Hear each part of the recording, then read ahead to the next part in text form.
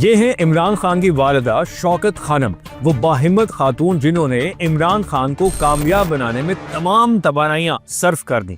جلندھر میں پیدا ہونے والی شوکت خانم کے والد احمد حسن خان تحریک پاکستان کے سرگرم حامیوں میں شامل تھے اور انہی کی دعوت پر ایک بار قائد اعظم محمد علی جناح بھی جلندھر تشریف لائے تھے۔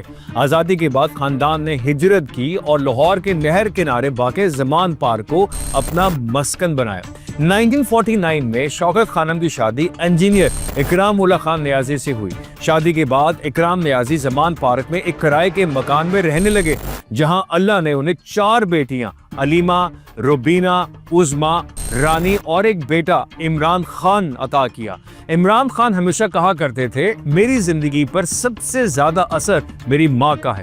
وہ ایسی ماں تھی جو اپنی ہر چیز قربان کر دیتی۔ شوکت خانم نے ایوب خان کے دور میں مشکل وقت دیکھا جب نیازی خاندان کو فاطمہ جناح کی حمایت پر سیاسی انتقام کا نشانہ بنایا گیا، حتیٰ کہ اکرام نیازی کو اپنی ملازمت تک قربان کرنا پڑی۔ بیٹے کو آکسفورڈ یونیورسٹی بھیجتے وقت شوکت خانم نے مسکراتے ہوئے کہا تھا، واپسی پر اپنے ساتھ کوئی میم نہ لیتے آنا۔